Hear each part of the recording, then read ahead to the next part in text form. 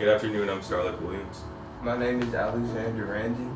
and right now we're here in Sunnyside interviewing Miss Sandra Massie-Hines, the mayor of Sunnyside. I just want to say thank you for having us, and I'm thankful that we actually have the chance to interview you. Well, I'm grateful to have you do that, and especially at such a young age, I'm thankful that there are some youth wanting to preserve the future by, confronting the past. So I know that fairly young that your mother got you into helping people, which kind of built up what you do now. But other than that, where did you see yourself at my age? At 16, I was already in full bloom assisting the community. I started young, actually, at about 6 or so. And yes, my mother guided me, but the parents of yesterday always led you to church. And it was that fact where I was introduced to Jesus.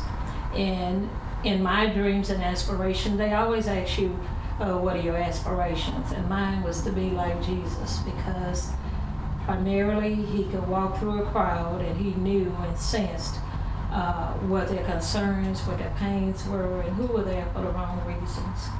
But at your age, I was dealing with entertainers. I was working with a lot of the media and radio, letting them know where there were outreaches for food and services for the community. Other than your mother growing up, was there an adult in your life that influenced your worldview significantly? Yes. In elementary school, we had an opportunity to meet Barbara Jordan. Matter of fact, she would walk in. She was a huge statue of a woman. She wore her hair cut short. It was bobbed in the back. And she walked in with an attitude, with an air. She didn't come in disrespectful or anything like that. She came in with power that she had received. And when she came in, you could hardly hear her walk on the floors. She was a big statue lady. And when she came, she wanted to introduce people that she had encountered that would be a positive influence over the lives of children. And as I scanned the room of those persons that she brought for us to meet, there were scientists, there were doctors, astronauts, teachers, just different people, police. And I was very influenced by her power and her positiveness and her ability to stand back and introduce her guests and allow them to speak to the classroom more than her dominate, the whole atmosphere. I was pretty impressed with her, and that has stayed with me a long time, because like I say, that was elementary school, and that was really a blessing for me to have met her. Throughout your journey in life, have you had any experiences that you've learned from and that you can teach to us that nobody else can? I believe that my experiences in church was my lifelong learning. And one of the things that I learned is to owe no man anything but to love him. And because of that, I embrace many of the people that I encounter. I am committed to serving those people in poverty, people of all cultures, people that are hungry and homeless. My heart just go out for people who hate. Don't hold grudges, don't hate people, but I do pray for people that hate.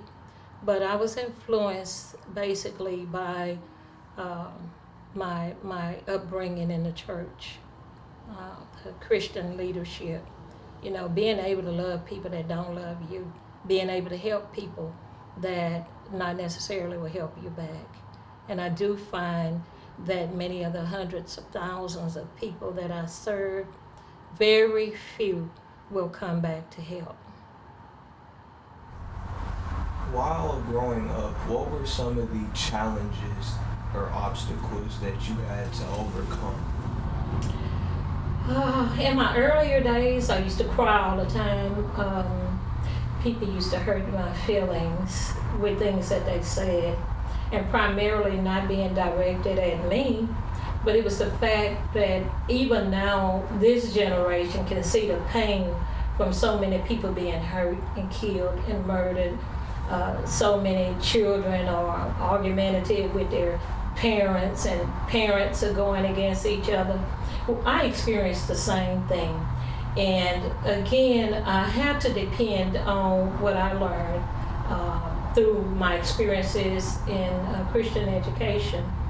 I had to depend on God to lead and direct me, not to give so much room to what people were doing, but to add or interject into that my thoughts on what they should do. When I was a kid, I used to advise adults. I used to advise them. There were so many people so mean to one another. And I did know that when people are arguing, there's always two in the argument, right? One person has to give, even if you're not wrong. And that is one of the things that I was trying to encourage those adults. And I talked with them, and they would ask my mother, "Where did you get this little young moon-faced girl from?" And during that time, I resented it. I resented what they said because I thought they were being mean and ugly. But now that I see my grandchildren, I see myself in them. They're smart. They pretty much think for themselves. They use wise words in talking to you. And I look at their faces, and there's a gleam in their eyes, and their cheeks are all jolly. And when they're speaking, it's hard for adults not to believe that they're telling the truth. And I think that's what people saw in me at that age. And so I've been able to help a lot of people because I don't look at their faults, I overlook their faults to just find their needs. In any way, do you think that the challenges that you were faced with throughout your lifetime allowed you to use that as fuel to wage a war on crime or fighting for the oppressed in any instance in your lifetime? Of course, many people that know me know that now I don't cry. I get in and I fight. I'm a pit bulldog when it comes to being aggressive for the poor and the underserved.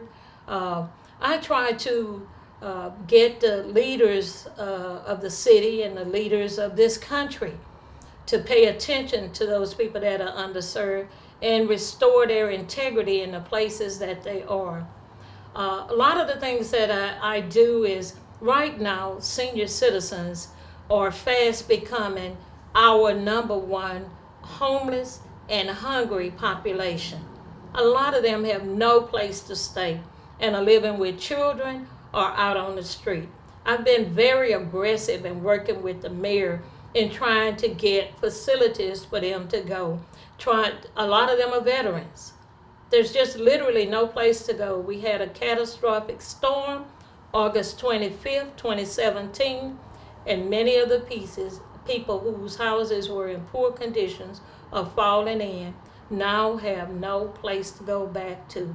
So I've been aggressively working with the mayor's staff, working with members of Congress to try to find places to establish, for them to go. And the veterans, I just recently found that Veterans Hospital and the Veterans Administration have an intake process. But for the senior citizens, literally there's no place to go but to shelters. Some of the other things that I do, there are people who are coming out of prisons. My heart goes out to people who've been captured and locked up, many of whom I know have committed no crimes. And so I'm very aggressive on that, fighting Congress, fighting the mayor's office to give privilege, to give room, to give a place for those people who have been locked up. I have a program that helps to provide jobs for ex-offenders. I'm working with some attorneys to clear the record of ex-offenders, those who have finished their terms. There are many people that have served time in prison don't even know they have the right to vote. Thank you so much. One thing I'd like to leave with everybody is that people are meant to be loved and things are meant to be used. In this day and age, in this society, society uses people and love things. And so I just try to make a difference and love the people. So thank you. I appreciate you all being here. God bless.